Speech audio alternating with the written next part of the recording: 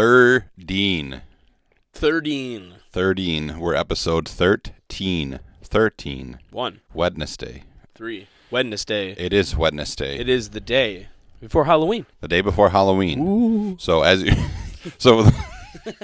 the people who you'll be listening and watching this tomorrow. So we are putting it out on Halloween, a special Halloween treat for you guys, coming out a couple days early because it's just weird to put out episode 13 on November 2nd.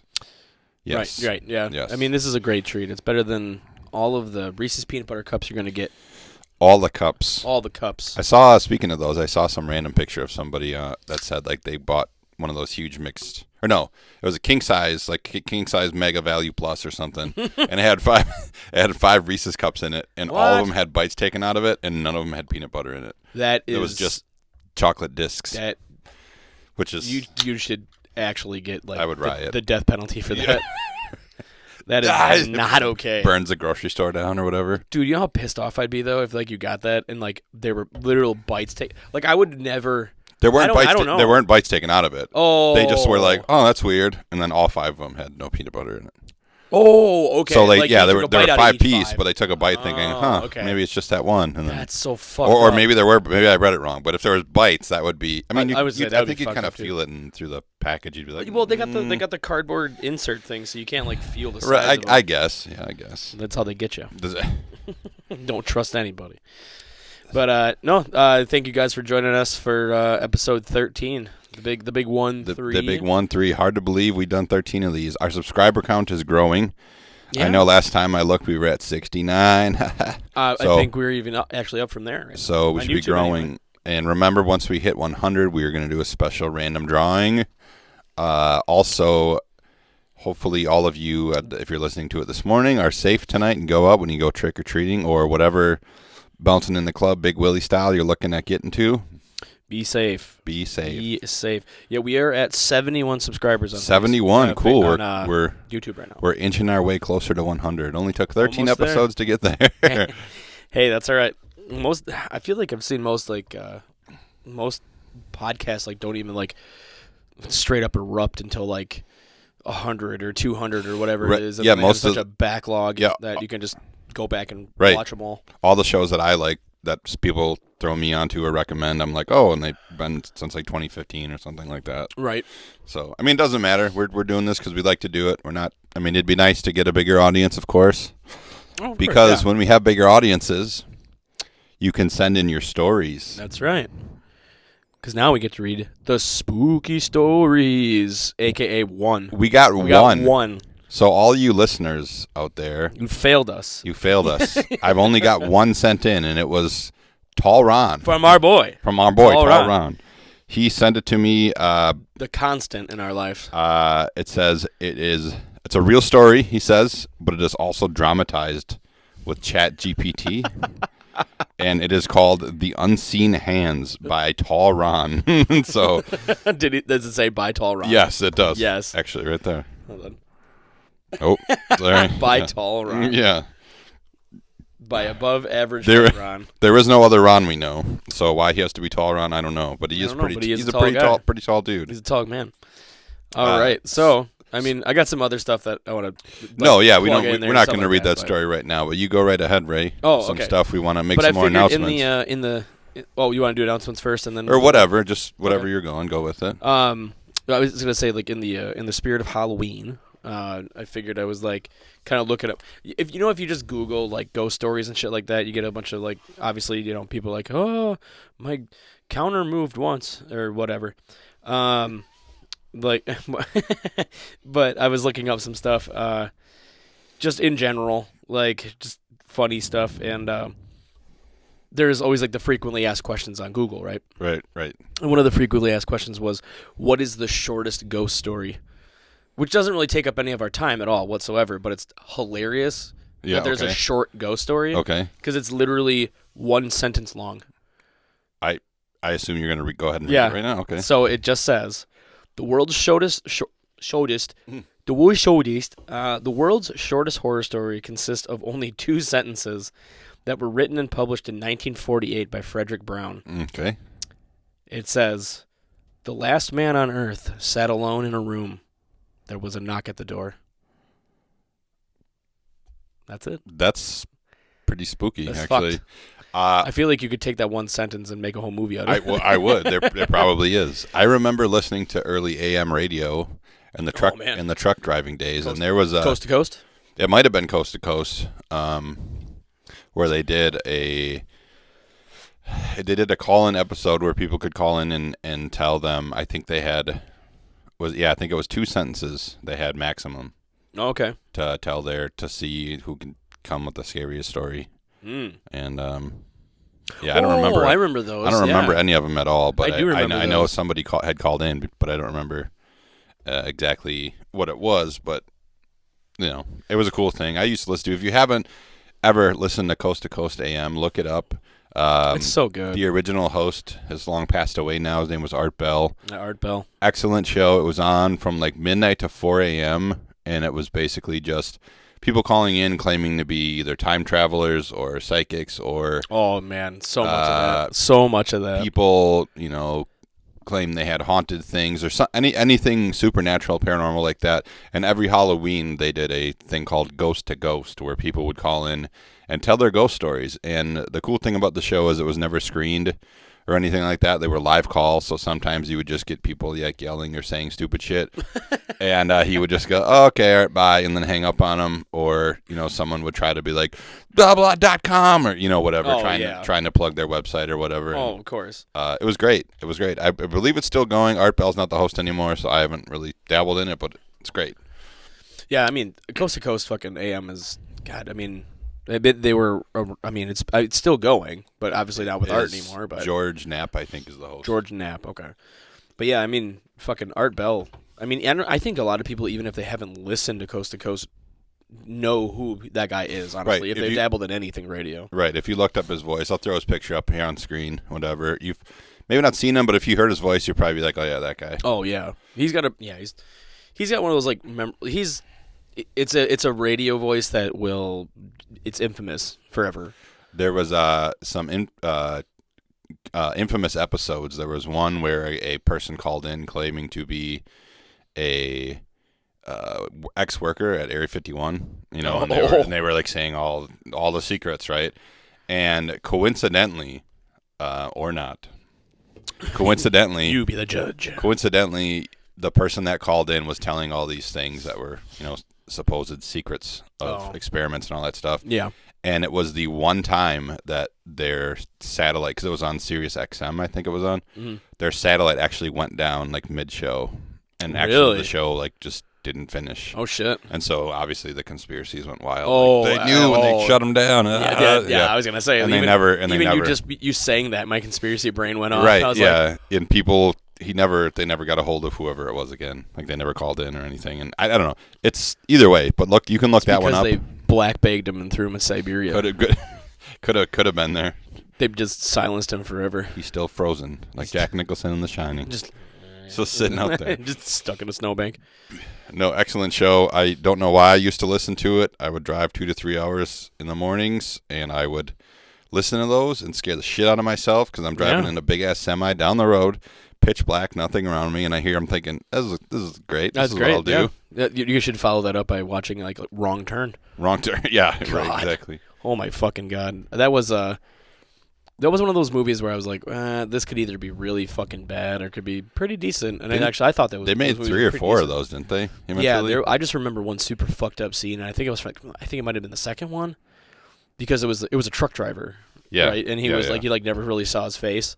But do you remember the scene where he like runs that fucking dude down, and he just gets out of the truck and like starts walking at him? Yeah. And the dude's like in the middle of the road, and his like the chain on his wallet is actually like a chain from a fucking chainsaw. Yeah. It's the blade. Right. And he literally like puts it around it and like saws his fucking jaw off. And I was like, what the fuck, dude? They don't make them like they used to, folks. I'll say that. Oh man. Oh, I mean, I heard Terrifier 3 is pretty fucking gnarly. Yeah, I want to see it. My opinion on Terrifier, actually, oddly enough, a lot of people have been asking me about that because we've been doing the spooky things. Thank you all the way by everybody who got Halloween tattoos. Didn't quite hit 31, but I believe I hit 26 or 27, something like that. Trace Patchen, you're probably getting the rest of them. So I did close to that, and I had been, people have been like, have you seen Terrifier? And I said, yeah, I saw the first two. The first one, in my opinion, was okay. It was definitely shock value for shock value's sake. Oh, but, yeah. But it was extremely low budget, and not really much happened. It was like 2 filming locations, but whatever, because it only cost like $5,000 or something to make. I was gonna say. And then the second one, I loved it. Huge jump, very catchy music in there, huge jump and effects. The guy that plays Art the Clown, shout out to that guy, because that dude, for not saying anything or making any noises, terrifying, very good at his body language and getting the point across. Did you see the recent video of him? They put him in his makeup and his get-up, and they let him walk around on the floor at the Comic-Con. No, like the actual guy. Yeah, actual guy. Yeah, like they put him on, they put his whatever on. Yep. And I realized that when they put on his makeup and his get up, like his clown suit and everything, that is a very simple process for him. Yeah. And it's really not a lot. Yeah, not. It's not a lot, but what he does with that is fucking scary as shit. That's simple, because obviously it's like fake teeth, right? But just the simple smile that he does, and like it's so uncomfortable. Yeah, I'm just like, man, talk about a dude who does so much with like so little. Exactly. I'm like, that's fucking wild. Like it's really fucking well done, and I think Art is gonna be one of those guys that it's gonna be one of those killers that like. He ranks up there in my opinion already. Yeah, like after 3 movies, he's legend. He'll now. be a household name. For yeah, sure. I didn't really think that we would get a new slasher, in like the last however many years. Because other than Ghostface, I guess would probably be the last one that really got added. Yeah, when you think of slasher probably. movies, I mean, like this. Yeah. For as far as like lone killers, yeah. Right, because you got Freddy. You got like the big ones. So you got Freddy, Jason, Michael. Right. And then Leatherface. Yeah. Pinhead. Yeah. And then I guess Ghostface would be the last one that really got added, I suppose. Yeah, as far as a single like masked person is, I guess you could say. I feel like I'm missing someone, but I don't know. I mean, there's Chucky and Child's Play, but that's Chucky, yeah. but that's. I mean, it's a doll, not a. I mean, it is a person possessed in a doll, but it's right. Not like a full grown. Your stereotypical like big brute slasher guy. Right. Yeah, I think I don't know, because I guess there's a lot of people that would be up for debate, but I feel like there's a lot of people that include Chucky because Child's Play's been going for a while. Yeah, because then you could include the Saw puppet, even though that doesn't. It's just a doll that doesn't actually. It's just controlled by a guy, obviously. Yeah, because it's John or whoever. Spoiler alert! If you haven't seen Saw 1 through Saw 93. Did you see Saw 1 in theaters when it came out? I did. Yeah. Did it blow your mind at the end? Yes, absolutely. It was great. I know. I say it all the time. It was such a simple twist. I tell everybody all the time, there's no way. If you're like, yeah, I saw it. No, you didn't know that was happening. No, you didn't. No way you saw that. There's no way. Because up until that point, I don't think twists like that were happening in horror movies. No. There's no way.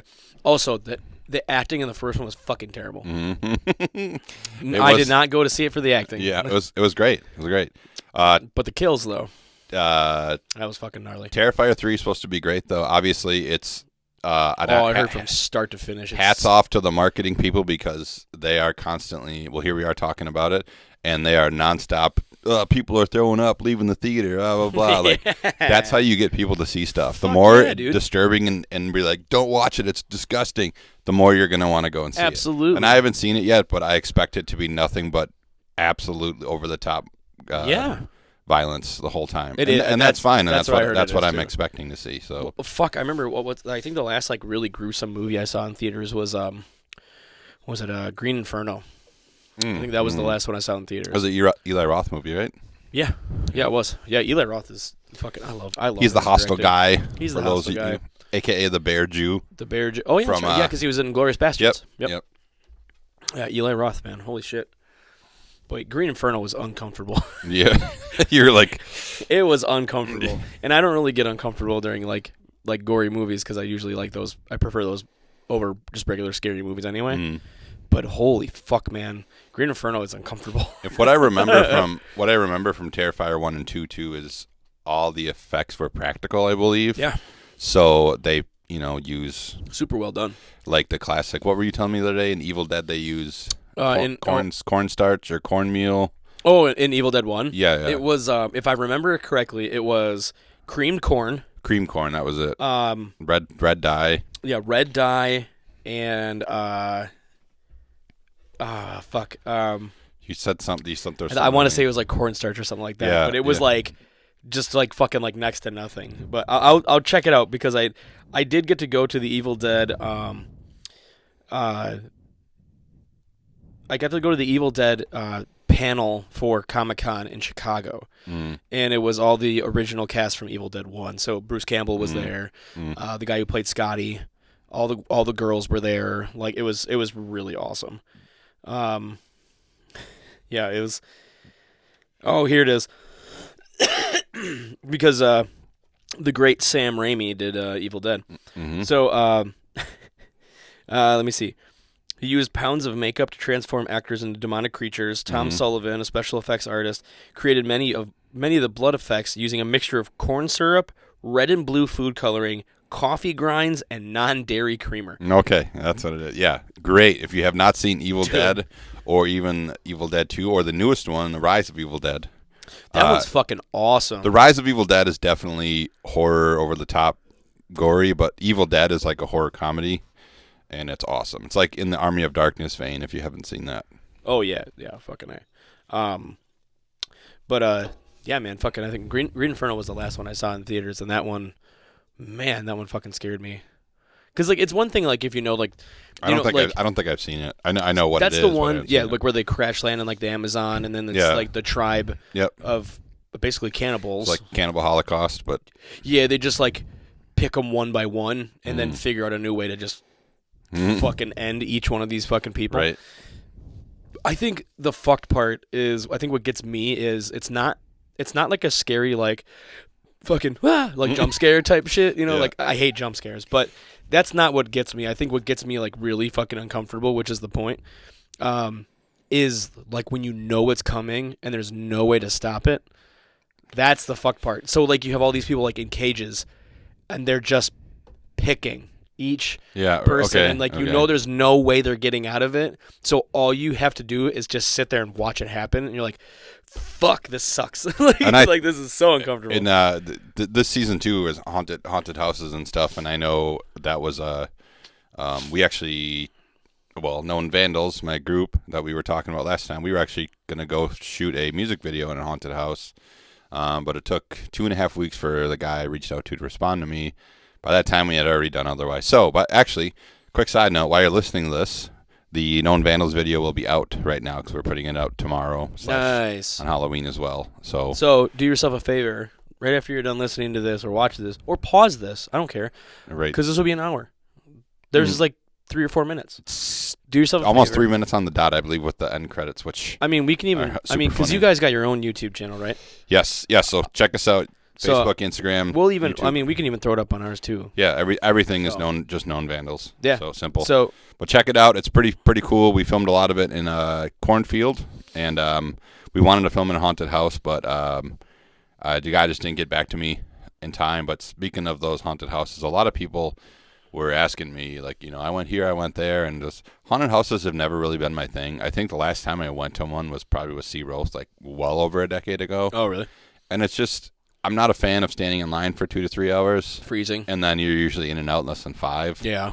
And it's just, I like scare stuff, I guess, but I don't like knowing, like what you were just saying, is like, yep, any second now. Yeah. Any second now. And then it's like a guy jumping out going, blah, like, yeah. it just kind of annoys me more than I don't really have a good time. I guess it's not even. I hate jump scares, man. I cannot do like movies that are just like person peeking through the blinds and then person goes right in front of the lens and like just, I hate it. It's just super standard and it doesn't do it for me. So I hate it. I hate getting jump scared on things. I like actually feeling uncomfortable or like eerie, like what the fuck. Like let me be fucking squirmy in my chair. That'll get me. Or let me be thoroughly mind fucked by the end of it. Right. Like if it's like one of those like psychological horrors, like those ones that make you think. Those ones will like mess up your day. Yeah, way better than just like dead end. Yeah. That's what I hated about the Friday the 13th remake. Right. It was so bad. Yeah. I hated it so much because it was just, if you saw it in theaters, it was just loud. Like it wasn't actually scary. It was just loud. Full Dobie bumping. Well, then they made Jason run. Yeah. He was hauling ass, and I was like, dude, he's on. Yeah. Like we already know that he's big and scary. You don't have to make him run. Yeah, That was the fucking You scary can be part 6 of it. miles away and he's behind you at all times. Yeah. Just Dude. like fucking trucking through the woods. Yeah, right. And then somehow you lose him, and he's right behind you. Yeah, yep. Every time. And before you know it, there's a machete through you. So. Next thing you know, there's money missing off the dresser. And your Yep. daughter's knocked up. Yeah, it's but yeah, check out the video. Whatever. Anybody, hopefully you enjoy the haunted houses. I know one of the homies, Taylor, Wrestling Taylor.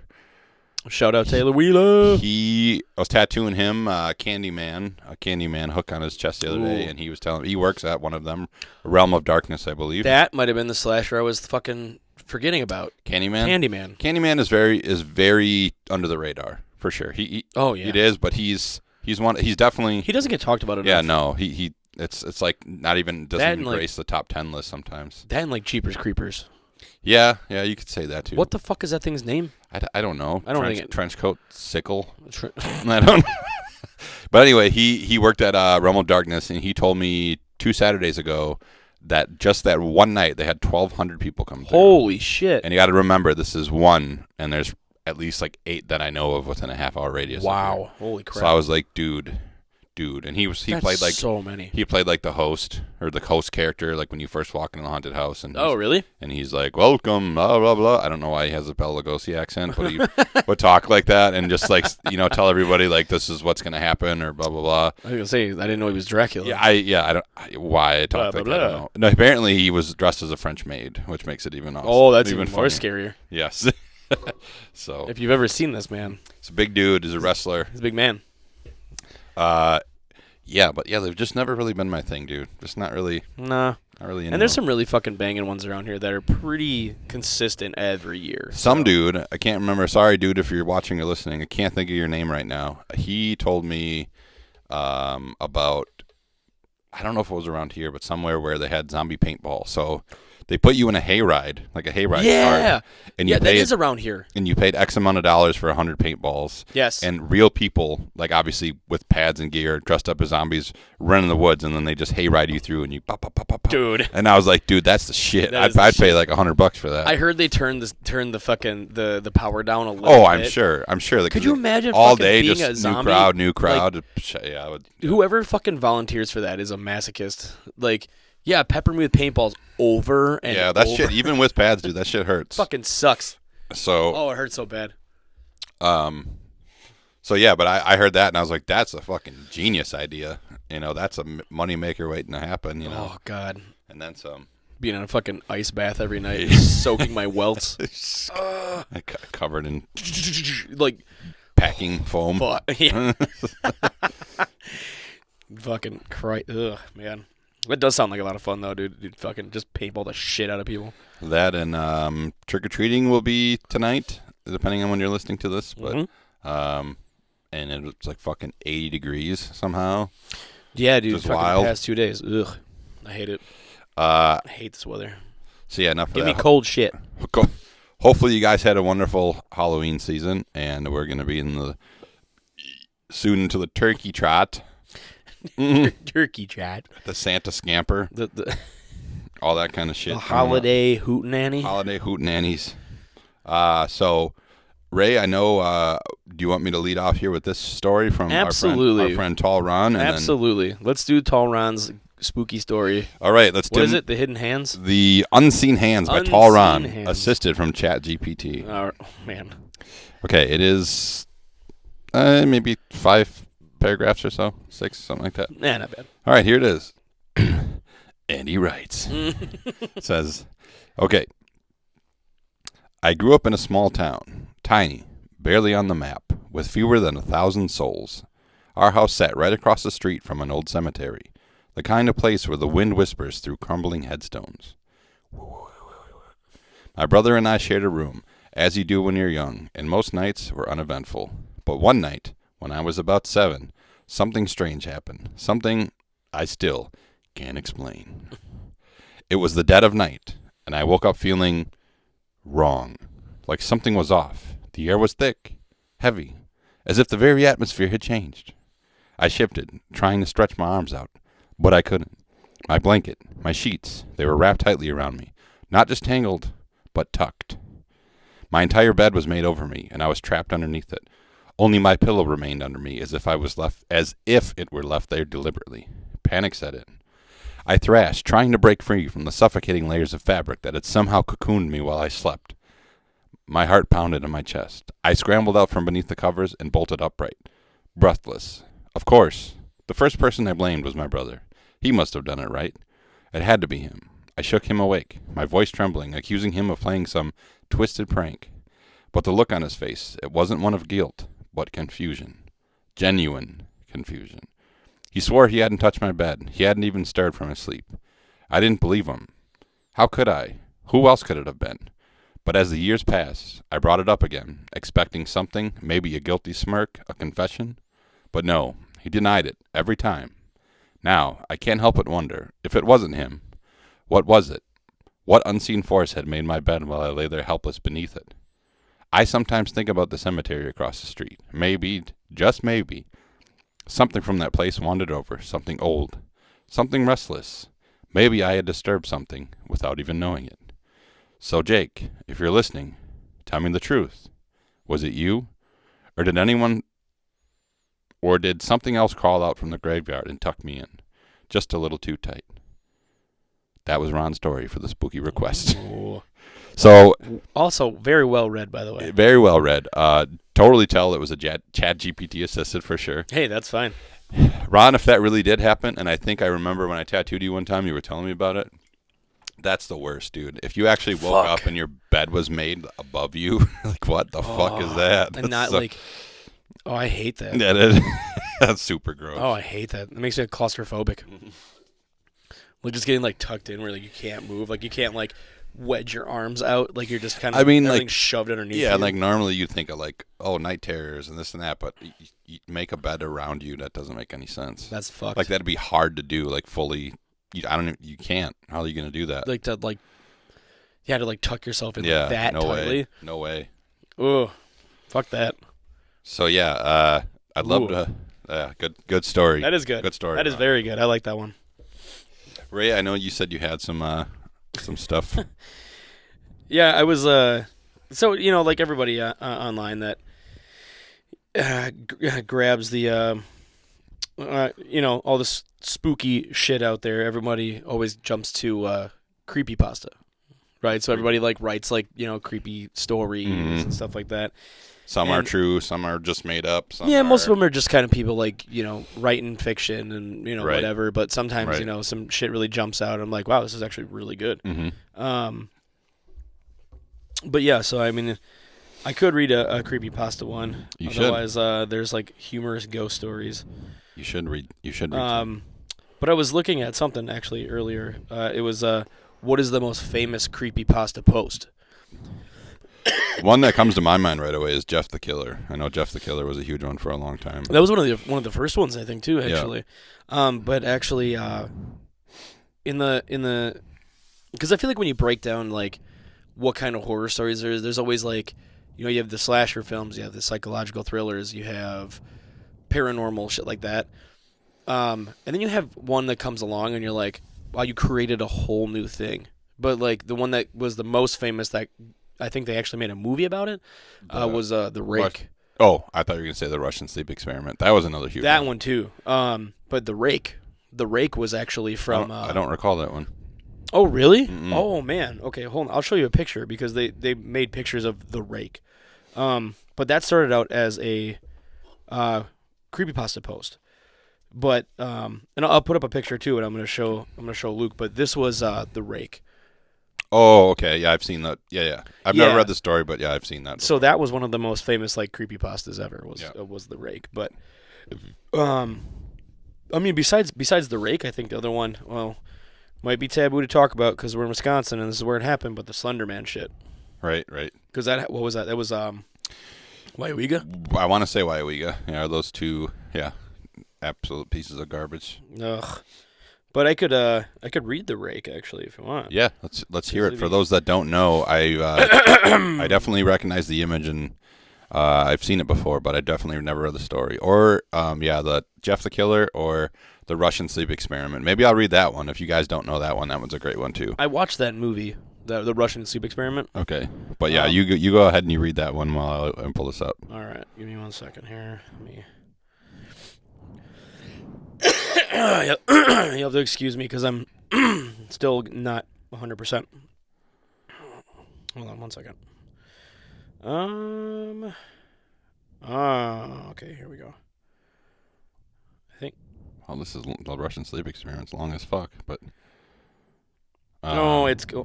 But maybe I will read it because it's a great one.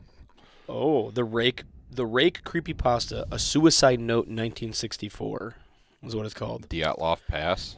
Okay.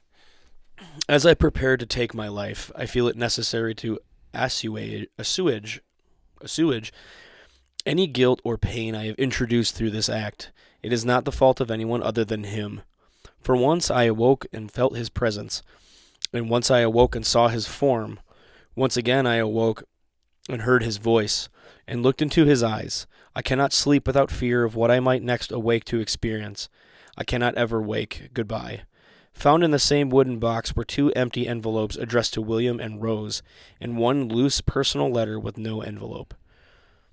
Dearest Linny, I have prayed for you. He spoke your name.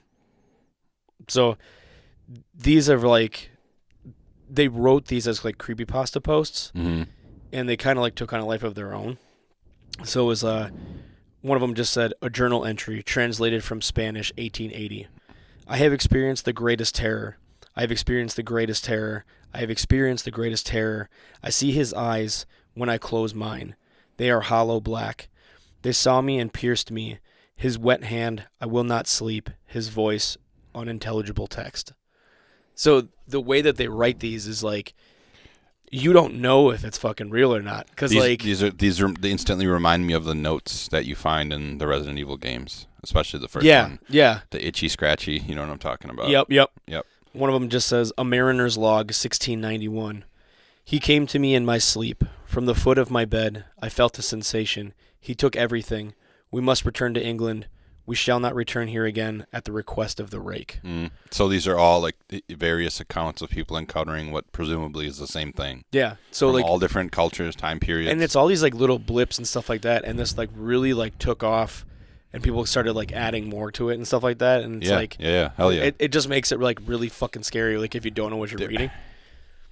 One of them says, from a witness in 2006. 3 years ago, I had just returned from a trip from Niagara Falls with my family for the 4th of July. We were all very exhausted after a long day of driving, so my husband and I put the kids right to bed and called it a night. At about 4 a.m., I woke up thinking my husband had gotten up to use the restroom. I used the moment to steal back the sheets, only to wake him in the process. I apologized and told him I thought he got out of bed. When he turned to face me, he gasped and pulled his feet up from the end of the bed so quickly, his knee almost knocked me out of the bed. He then grabbed me and said nothing. After adjusting to the dark for a half a second, I was able to see what caused the strange reaction. At the foot of the bed, sitting and facing away from us, there was what appeared to be a naked man or a large hairless dog of some sort. Its body position was disturbing and unnatural, as if it had been hit by a car or something. For some reason, I was not instantly frightened by it, but more concerned as to its condition. At this point, I was somewhat under the assumption that we were supposed to help him. My husband was peering over his arm and knee, tucked into the fetal position, occasionally glancing at me before returning to the creature. In a flurry of motion, the creature scrambled around the side of the bed and then crawled quickly in a flailing sort of motion right along the bed until it was less than a foot from my husband's face. Sick. Yuck. Sick hairless dog. Right. The creature was completely silent for about 30 seconds, or probably closer to 5. It just seemed like a while. Just looking at my husband. The creature then placed its hand on his knee and ran into the hallway, leading to the kids' rooms. I screamed and ran for the light switch, planning to stop him before he hurt my children. When I got to the hallway, the light from the bedroom was enough to see it. Crouching and hunched over about 20 feet away, he turned around and looked directly at me. Covered in blood, I flipped the switch on the wall and saw my daughter, Clara. The creature ran down the stairs, while my husband and I rushed to help our daughter. She was very badly injured and spoke only once more in her short life. She said, "He is the Rake." My husband drove his car into a lake that night while rushing our daughter to the hospital. He did not survive. fuck that, dude. But yeah, it just, it's so uncomfortable. Yeah, but that's just like gross. more people adding to it, like it took on a life of its And own. and the cool thing about so many of those is there's so many where people are like, where did this start? And everybody's like, I don't know. Yeah, and that's like the thing. Nobody knows. And unless someone does know, and they're just like, we're just gonna keep this one a mystery. Well, for a while there was like the Slender Man thing. Right. It was literally just like one post about the Slender Man, and then it took on a life of its own and just became this like, now it's like pop video culture games. Pop culture became- phenomenon. Yeah. What I think they did a movie Yeah, about they did. it. There's tons of shit on that. Yep. Yeah, and it was like, man, dude, this started off with like literally some dude or some kid or whatever just writing about a really skinny dude in the woods. There was another one I remember. The Babadook. It was That fucking movie's scary too. the Babadook, yes, but there was a one I remember about a haunted N64 cartridge. It actually was a good story. It was the N64 cartridge. It was a pretty good story. I'm going to read the Russian Sleep Experiment real quick. Okay. That is a great one that if you've heard it before or read it before, great. If not, this is a good one that is definitely up there with the Rake as far as popularity goes. But yeah, this one is a little long, but here it is. So I'm going to read it. The disgusting artwork or the photo that's often passed around affiliated with it is the worst.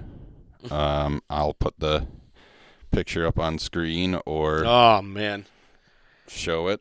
Yeah, because that's the one that they posted it already on the post, right? yeah. Man, that was always the worst part. Is like Yeah. when they started doing Photoshop with everything. It's like and you're like, what? The scary stories that tell in the dark. Every '90s kid knows exactly what I'm talking about. Those movies were so good. I haven't seen them. I didn't get to see them yet. Dude, anything Guillermo del Toro touches is gold. The Period. the stories upon reading them again, like as an adult, are Meh. kind of whatever. But the fucking drawings are disgusting. Oh yeah. Like, and I mean that in the best way possible. That's why when they picked Guillermo del Toro to direct Yeah, that, right. I was like, Yeah. oh, Yeah. thank you. Yeah. Okay. Anyway, the Russian sleep experiment. Here we go. Russian researchers in the late 1940s kept 5 people awake for 15 days using an experimental gas-based stimulant. They were kept in a sealed environment to carefully monitor their oxygen intake so the gas didn't kill them, since it was highly toxic in concentrations. This was before closed-circuit cameras, so they only had microphones and a 5-inch thick gas porthole windows in the chamber to monitor them. The chamber was stocked with books and cots to sleep on, but no bedding, as well as running water, a toilet, and enough food to last all 5 for over a month. The test subjects were political prisoners deemed enemies of the state during World War II. Everything was fine for the first 5 days. The subjects hardly complained, having been promised, falsely, they would be freed if they submitted to the test and did not sleep for 30 days. Their conversations and activities were monitored, and it was noted that they continued to talk about increasingly traumatic incidents in their past. The general tone of their conversations took on a darker aspect after the 4-day mark. After 5 days, they started to complain about the circumstances and events that led them to where they were and started to demonstrate severe paranoia. They stopped talking to each other and began alternatively whispering into the microphones one-way mirrored potholes. Oddly, they all seemed to think that they could win the trust of the experimenters by turning over their comrades, the other subjects in captivity with them. At first, the researchers suspected this was an effect of the gas itself. After 9 days, the first of them started screaming. He ran the length of the chamber repeatedly, yelling at the top of his lungs for 3 hours straight, at which point he continued attempting to scream, but was only able to produce occasional squeaks. The researchers postulated that he had physically torn his vocal cords. The most surprising thing about this behavior was how the other captors reacted to it, or rather, did not react to it. They continued whispering into the microphones until the second of the captives started to scream. The 2 non-screening captives took the books apart, smeared page after page with their own feces, and pasted them calmly over the glass portholes. The screaming promptly stopped. So did the whispering into the microphones. After 3 more days passed, the researchers checked the microphones hourly to make sure they were working, since they thought it was impossible that no sound could be occurring with 5 people inside. The oxygen consumption in the chamber indicated that all 5 must still be alive. In fact, it was the amount of oxygen 5 people would consume at a very heavy level of strenuous exercise. On the morning of the 14th day, the researchers did something they thought they would not get to do got not due to get a reaction from. They used the intercom inside the chamber, hoping to provoke any response from the people they were afraid were either dead or vegetables. They announced, "We are opening the chamber to test the microphones. Step away from the door and lie flat on the floor, or you will be shot. Compliance will earn one of you your immediate freedom." To their surprise, they heard a calm voice respond in a single phrase, "We no longer want to be freed." Debate broke out among the researchers and the military forces funding the research. Unable to provoke any more response using the intercom, it was finally decided to open the chamber at midnight on the 15th day. The chamber was flushed of the stimulant gas and filled with fresh air, and immediately voices from the microphone began to object. 3 different voices began begging, as if pleading the life of the loved ones, to turn the gas back on. The chamber was open, and the soldiers were sent in and retrieved the subjects. They began to scream louder than ever, and so did the soldiers when they saw what was inside. 4 of the 5 subjects were still alive, although no one could rightly call the state that any of them in was life. The food rations past day 5 had not been so much as touched. There were chunks of meat from the dead test subjects, thighs and chests stuffed into the drain in the center of the chamber, blocking it and allowing 4 inches of water to accumulate on the floor. Precisely how much of the water on the floor was actual blood was never determined. All 4 surviving test subjects also had large portions of muscle and skin torn from their bodies. The destruction of flesh and exposed bone on their fingertips indicated that the wounds were inflicted by hand, not with teeth as the researchers initially thought. Closer examination of the position and angles of the wounds indicated that most, if not all of them, were self-inflicted. The abandoned organs below the ribcage of all 4 have been removed. While the heart, lungs, and diaphragm remain in place, the skin and most of the muscles attached to the ribs have been ripped off, exposing the lungs through the ribcage. All of the blood vessels and organs remain intact, but had been taken out and laid on the floor, fanning out around the eviscerated but still living bodies of the subjects. Fuck. The digestive tract of all 4 could seem to be working, digesting food. It quickly became apparent that what they were digesting was their own flesh, but they had ripped off and eaten over a course of days. Most of the soldiers were Russian special operatives at the facility, but still many refused to return to the chamber to remove the test subjects. The subjects themselves continued to scream to be left in the chamber and begged and demanded that the gas be turned on, lest they fall asleep. To everyone's surprise, the test subjects put up a fierce fight in the process of being removed from the chamber. One of the Russian soldiers dies from having his throat ripped out, and another gravely injured by having his testicles ripped off, and an artery in his leg severed by one of the subject's teeth. Another 5 of the soldiers lost their lives, if you count the one that committed suicide in the weeks following the incident. In one struggle, one of the 4 living subjects had his spleen ruptured and bled out almost immediately. The medical researchers attempted to sedate him, but he proved impossible. He was injected with more than 10 times the human dose of a morphine derivative and still fought like a cornered animal, breaking the ribs and arm of one of the doctors. His heart was seen to beat for a full 2 minutes after he bled out, to the point where there was more air in his vascular system than blood. Even after it stopped, he continued to scream and flail for another 3 minutes, struggling to attack anyone in reach and just repeating the word "more" over and over, weaker and weaker, until he finally fell silent. The surviving 3 test subjects were heavily restrained and moved to the medical facility, the 2 with intact vocal cords continuously begging for gas, demanding he be kept awake. We're getting there, so stay with us. Let's see. The most injured of the 3 was taken to the only surgical operating room that the facility had. In the process of preparing the subject to have his organs placed back within his body, it was found that he was effectively immune to the sedative that they had given him to prepare for surgery. He fought furiously against his restraints, but the anesthetic gas was brought out to put him under. He managed to tear most of the way through a 4-inch wide leather strap on one wrist, even though the weight of a 200-pound soldier holding that wrist. It took only a little more anesthetic than normal to put him under, and the instant his eyes fluttered and closed, his heart stopped. In the autopsy of the test subject that died on the table, it was found that his blood oxygen had almost tripled the normal level.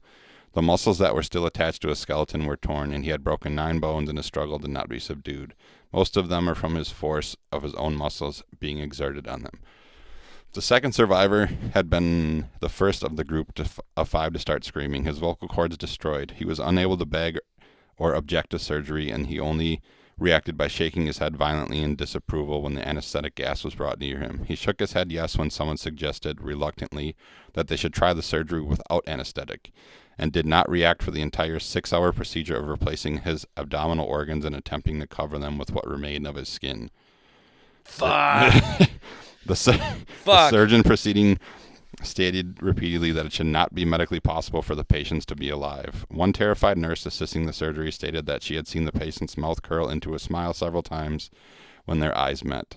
When the surgery ended, the subject looked at the surgeon and began to wheeze loudly, attempting to talk while struggling. Assuming this could be something of drastic importance, the surgeon had a pen and pad and fetched so the patient could write his message. It was simple: keep cutting.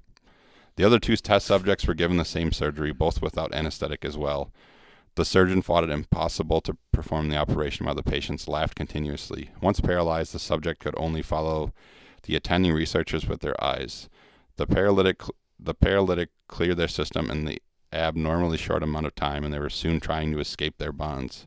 The moment they began to speak, they were again asking for the stimulant gas.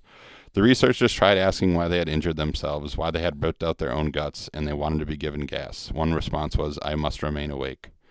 All 3 subject restraints were reinforced, and they were placed back into the chamber, awaiting determination as to what should be done with them. The researchers, facing the wrath of their military benefactors for having failed the stated goals of the project, considered euthanizing the subjects. The commanding officer, an ex-KGB, instead saw potential and wanted to see what would happen if they put them back on the gas.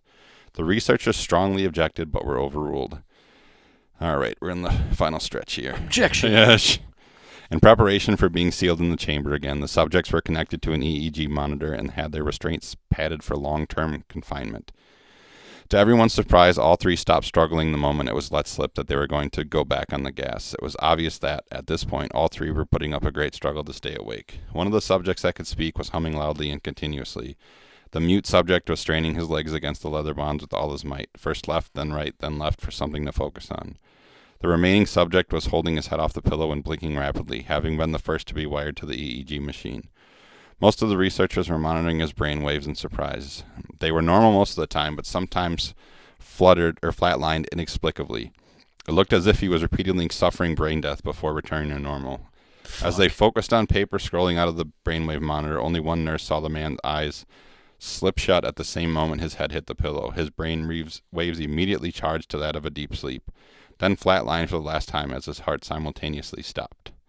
The only remaining subject that could speak started screaming to be sealed in now. His brainwaves slowed the same as flatlines as the ones who had just died from falling asleep. The commander gave the order to seal the chamber with both inside, as well as the 3 researchers. One of the named 3 immediately drew his gun and shot the commander point rank between the eyes, then turned the gun on the mute subject and shot himself as well. He pointed his gun at the remaining subject, still restrained to the bed, and the remaining members of the medical and research team fled the room. "I won't be locked in here with these things, not with you," he screamed at the man strapped to the table. "What are you?" he demanded. "I must know." The subject smiled.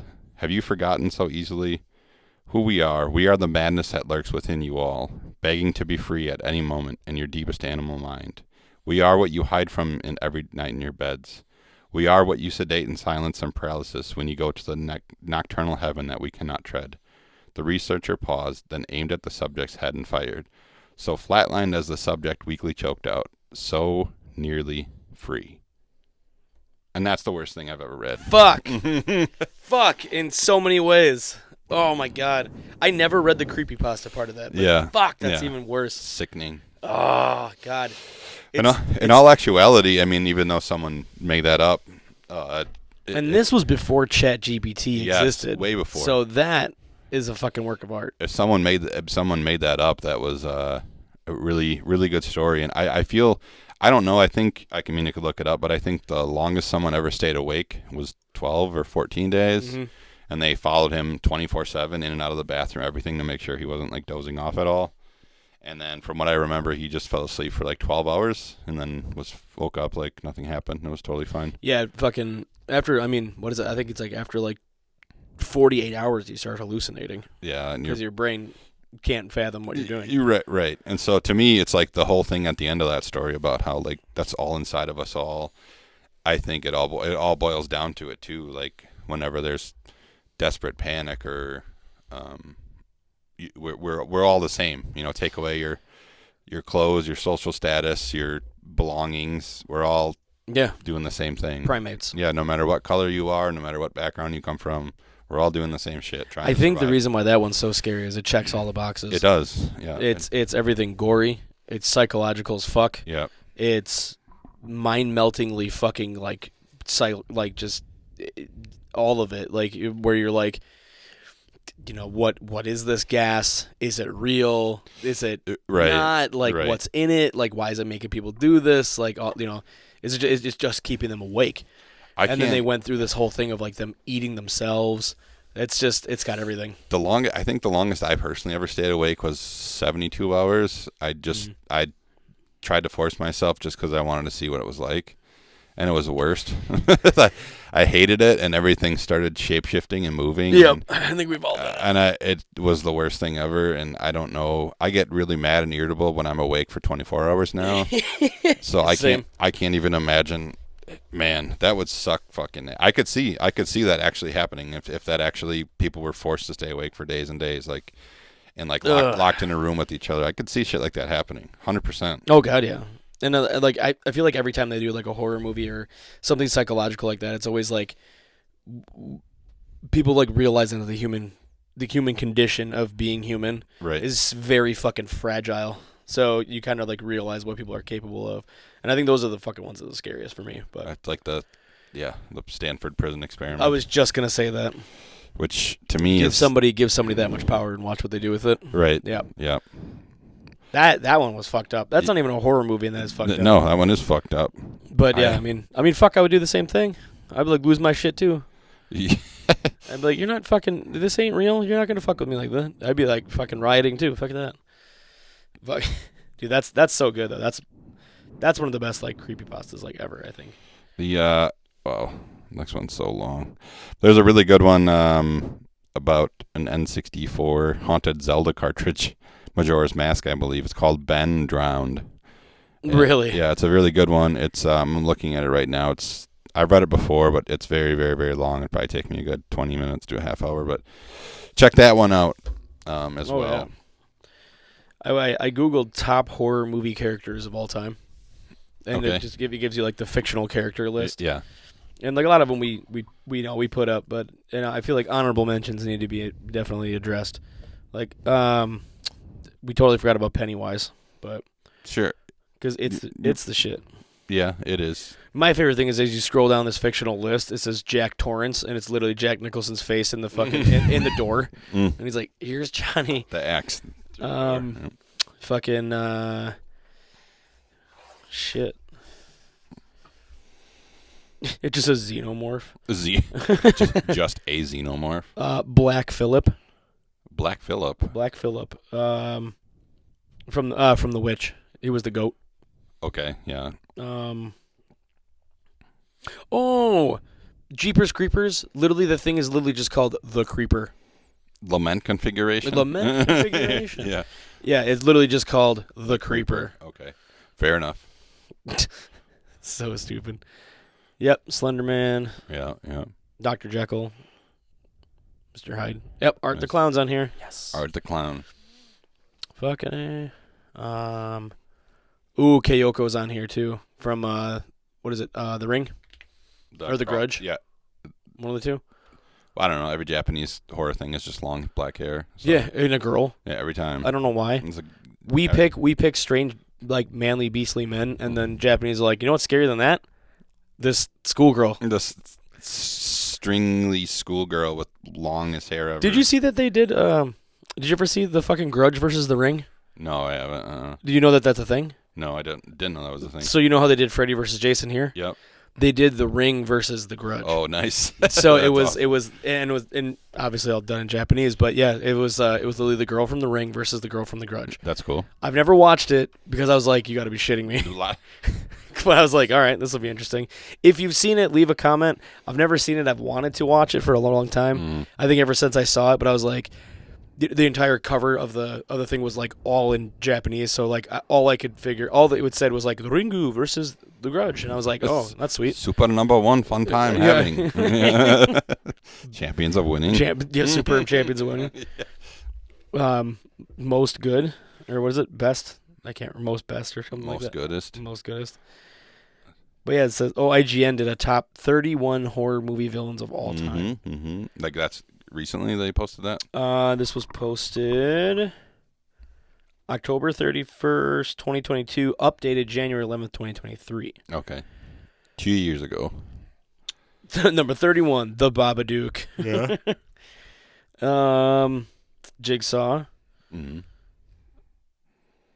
Kevin Wendell Crumb Kevin Nash.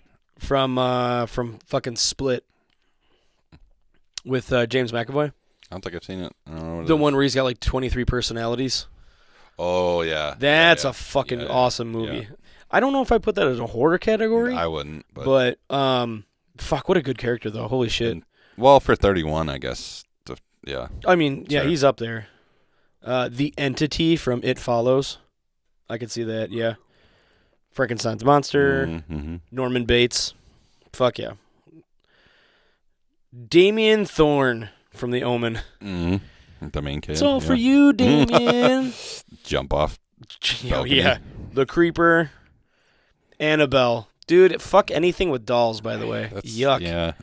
Yeah, I agree. I'm not a fan. Not a fan of any the Conjuring movies. Yeah. Mm-hmm. The Armitage Family from Get Out.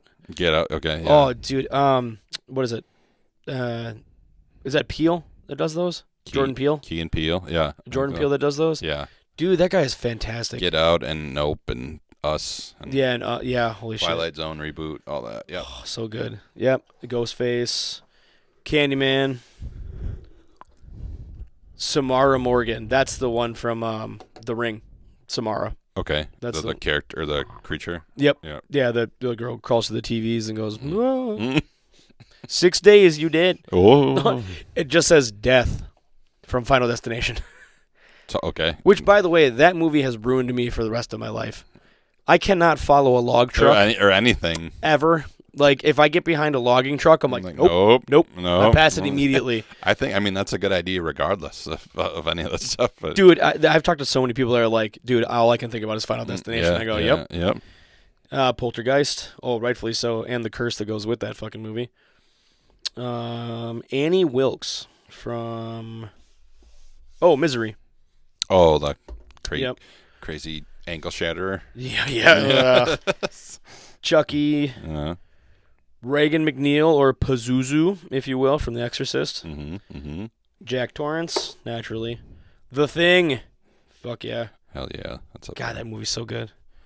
Jaws. I like how Jaws somehow ranked higher than The Thing. Yeah, that's wild. Sure. We're in a bigger boat. Yeah, there it is.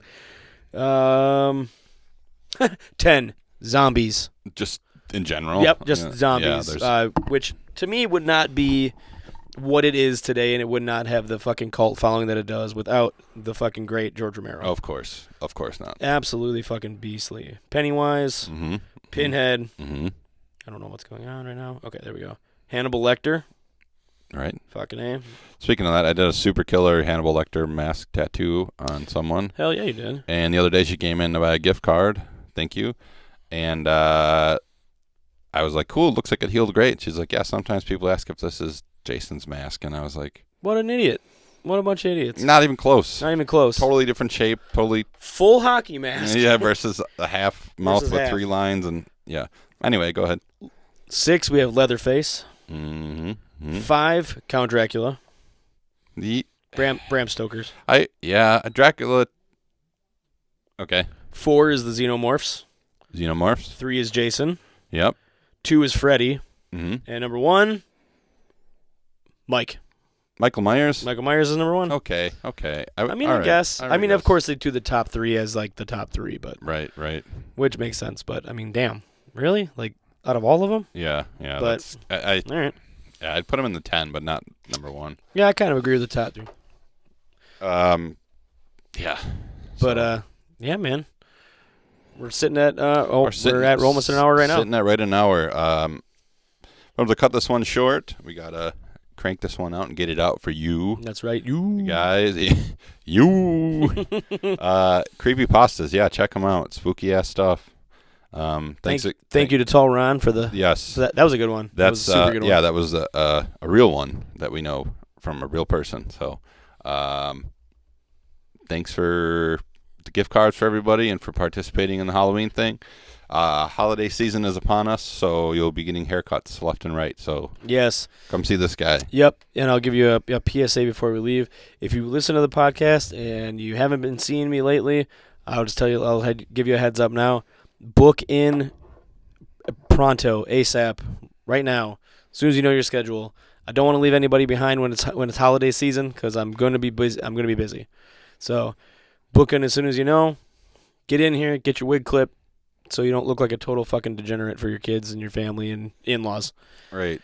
Or get a tattoo and look like a total fucking degenerate. You got to look to the left. You got some pictures where you got to look left soon. So make sure That's right. Looking off of camera. Yes. So, all right. Thanks, guys. Episode 13 in the books. Hopefully next week I will have a better tone of voice because I'm all poopy gross. But